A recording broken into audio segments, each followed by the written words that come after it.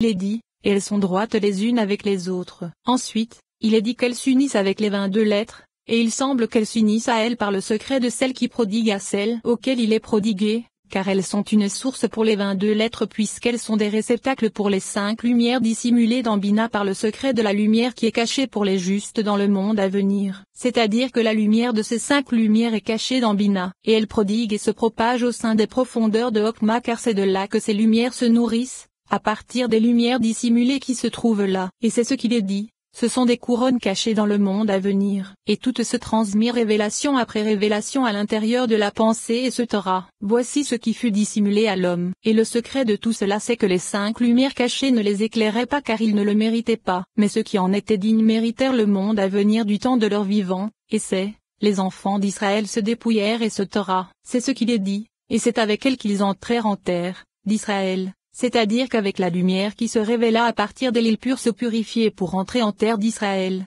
conquérir les 7 peuplades et briser les 7 écorces qui régnaient en terre d'Israël, comme il est écrit, et le Cananéen se trouvait dans le pays. Et le secret de Canaan c'est le serpent primordial, et c'est le secret de même Tzadi Pékaf. Mais nous n'allons pas nous atteler à attribuer à chacune d'elles la place qui lui sied car il existe de nombreuses faces à ce sujet, et nous ne possédons comme révélation à ce propos que ce qui se trouve expliqué dans les Tikkunim, c'est-à-dire qu'il s'agit de Yesod. Et à son propos, il est dit, le nord est bon pour les justes dans le monde à venir, et il n'y a aucun doute sur le fait que cela contient également Tiferet car elle est appelée Tzadik comme il est dit, juste et l'Éternel dans toutes ses voies, comme cela a été expliqué en son temps. Et grâce à cela, l'étudiant sera précis et assisté. Chapitre 27.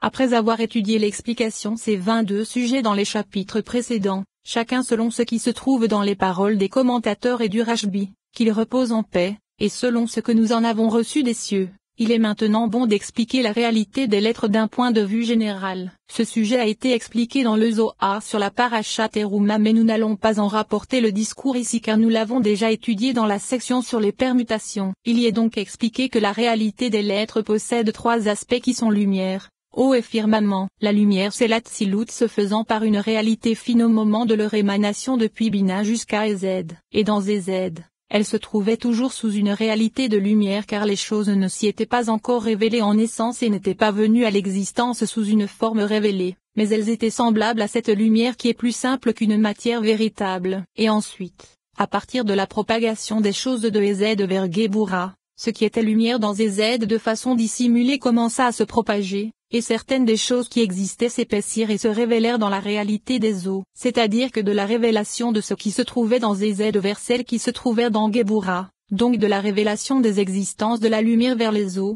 il y a une grande différence car les eaux sont une matière véritable et révélée. Et ne sois pas surpris du fait que nous expliquions que c'est dans Géboura que la réalité des eaux apparut alors que les eaux se réfèrent à Ezed et que le feu se réfère à Géboura. Car la réalité de ces eaux c'est qu'elles sont eaux par le secret de l'assemblage de Ezed avec Géboura comme cela a été précisé précédemment dans nos paroles et tout comme cela est expliqué dans le texte mentionné ci-dessus. Et lorsque ces eaux se propagèrent davantage, c'est à partir d'elles qu'apparut le firmament c'est-à-dire la réalité d'une existence plus révélée et épaisse que celle des eaux. Et ceci se fit par la propagation des lettres jusqu'à Tiferet puisque c'est là que se trouve le firmament. Voici que ce qui arriva aux lettres avec leur forme spirituelle est semblable à ce qu'il se produit pour un embryon lorsqu'il vient au monde, car il provient de la moelle de son père par le secret de la lumière. Force fine qui se propage depuis la moelle jusqu'à arriver proche de sa sortie depuis la force de son père vers le ventre plein d'eau. Et c'est dans ces eaux que l'embryon se révèle et s'épaissit. Et c'est la réalité du firmament. Et ce qui lui arrive se produisit également pour les 5 séphirotes dans lesquelles sont contenus les 7 jours du cycle,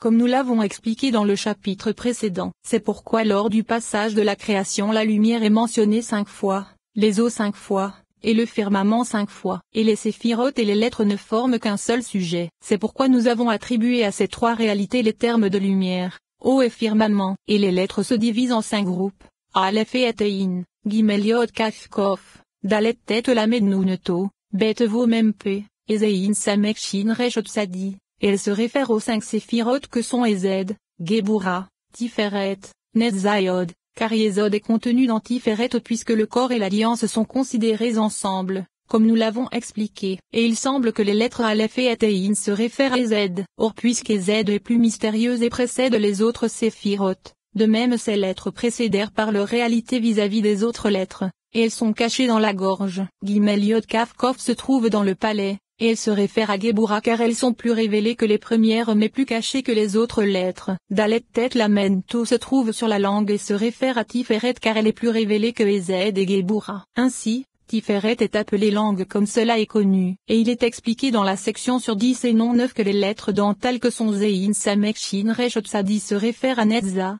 la quatrième émanation. Elles sont plus révélées que les autres lettres, et elles sont plus extérieures que les autres lettres par leur réalité. Et les lettres Bet Vo Mem Pe sont des lettres labiales qui se réfèrent à Od car elle est plus révélée que les autres séphirotes mentionnées ci-dessus. C'est pourquoi elles sont les plus extérieures de toutes les réalités, et elles fonctionnent dans l'ordre de leur émanation, par le secret de la lumière, de l'eau et du firmament, comme cela est expliqué dans le texte mentionné ci-dessus. Voici que la réalité de la source des lettres provient de Bina comme nous l'avons expliqué, car c'est à partir de là que commence la révélation de leurs illuminations, mais avec l'aide de Hokma. Ainsi, le Rashbi, qu'il repose en paix, a expliqué la chose suivante à propos du cantique des cantiques. Lorsque les lettres sortirent de l'intérieur du monde à venir et se Torah, c'est la Shekinah supérieure qui est appelée monde à venir, et il est précisé de l'intérieur pour indiquer son intériorité, c'est-à-dire son aspect provenant de Hokma. De même, il est dit, au commencement, c'est dans ce commencement que réside le secret du point supérieur. Elohim Kriya, c'est avec la force de ce point que les lettres sortirent et se définirent. Voici que les lettres se trouvent dans Bina puisqu'elles apparurent par la force de Hokma,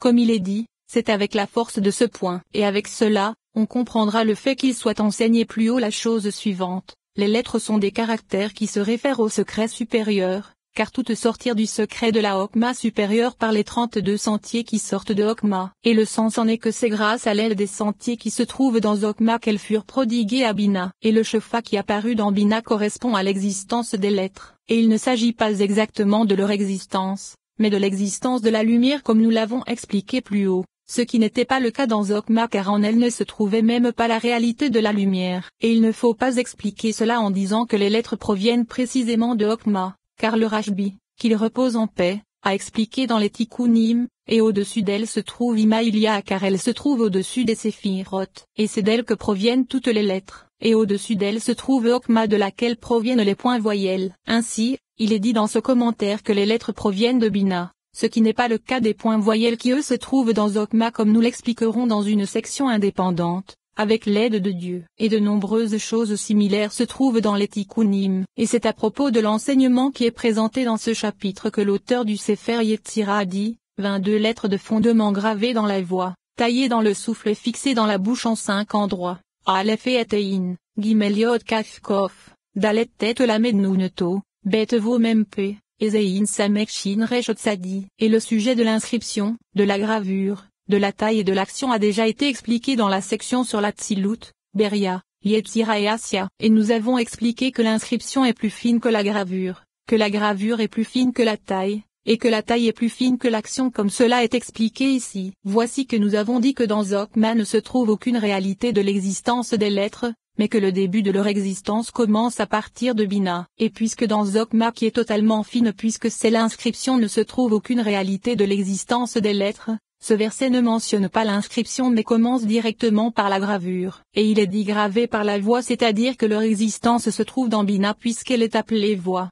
C'est la raison pour laquelle il est dit gravé par la voix. Et bien que les 7 séphirotes soient également appelées voix, le principe de la voix se trouve dans la Tiferet se trouvant au sein de Bina, et c'est à cause de sa réalité se trouvant dans Bina qu'elle est appelée voix. Et la taille se réfère au firmament, c'est-à-dire à la révélation véritable car les zones sont rien d'autre que l'aspect intermédiaire entre la lumière et le firmament. Et leur principe se trouve dans le firmament c'est-à-dire Tiferet, car elle n'est appelée système en essence que dans le firmament ou dans Bina puisque c'est là que se trouve le commencement du système. C'est pour cela qu'il est dit taillé dans le souffle car le souffle c'est Tiferet, l'air intermédiaire qui tranche entre le feu et les eaux comme nous l'avons expliqué plus haut dans la section sur les arbitres, et il s'agit de Tiferet dans laquelle se fit la taille. Et ensuite, il est dit fixé dans la bouche. Or le sujet de la fixation dans la bouche c'est l'action, et la bouche c'est Malkout. Il se trouve ainsi que c'est Beria qui se réfère à Bina, c'est-à-dire la gravure, alors qui est Tira se réfère à Tiferet, c'est-à-dire la taille, et la fixation c'est Asya qui se réfère à Malkout. Ainsi,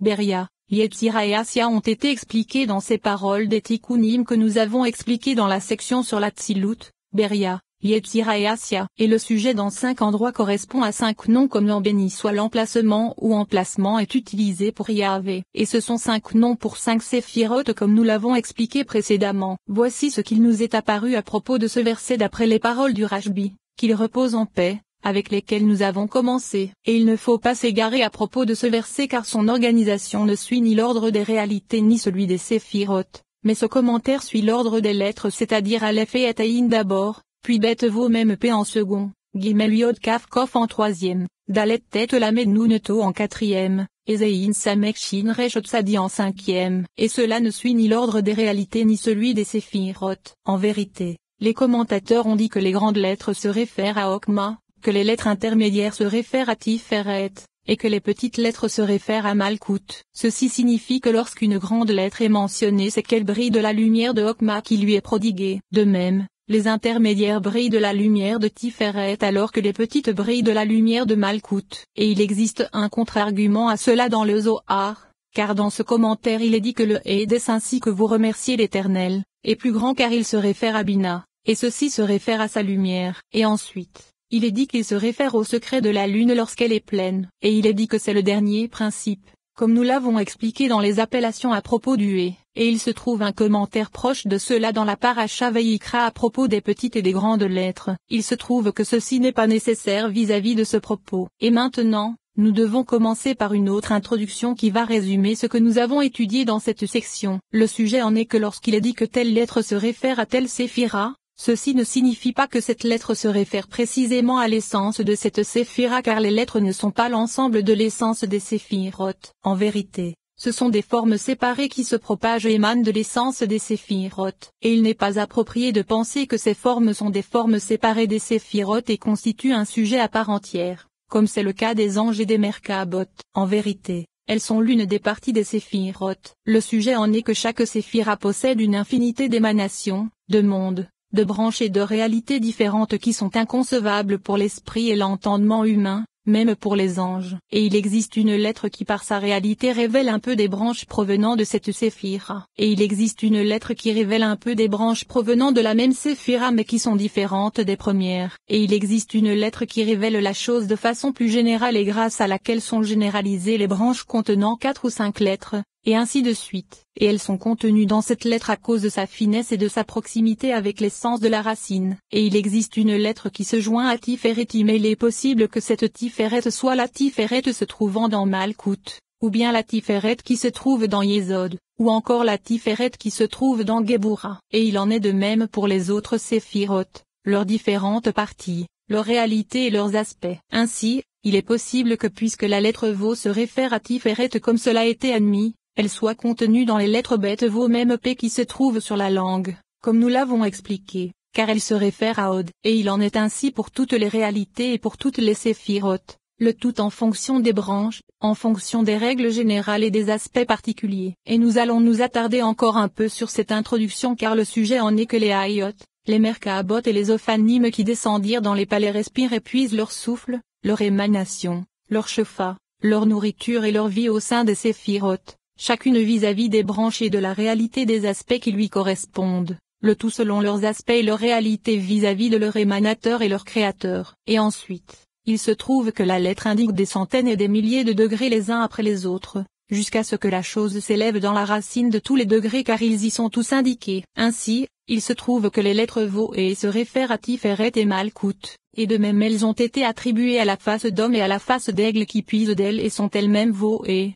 mais les unes sont une source pour les autres et il y a donc une grande différence entre elles. De même, elles se réfèrent à Uriel et Raphaël. Et il en est ainsi pour tous les degrés qui émanèrent les uns à l'intérieur des autres, degré après degré, mais cela se produit parfois dans les branches et non dans les racines, parfois dans les racines et non dans les branches, et parfois dans les deux, le tout en fonction de la réalité des lettres dans leur nature. Le sujet en est que les lettres se réfèrent parfois à l'essence se trouvant dans les branches, et les forces qui émanent et se propagent affectent leur cause supérieure. Et elles se réfèrent parfois aux sources supérieures et aux causes qui se trouvent dans leur essence et qui affectent les branches inférieures. Ainsi, les lettres changent dans leur spiritualité et dans la réalité de leur émanation, bien que les lettres soient identiques comme dans le cas du veau supérieur et du veau inférieur, car l'un se réfère à la racine Kétiferet et l'autre se réfère à la branche Kéyésod, et il se réfère parfois à l'emplacement de la racine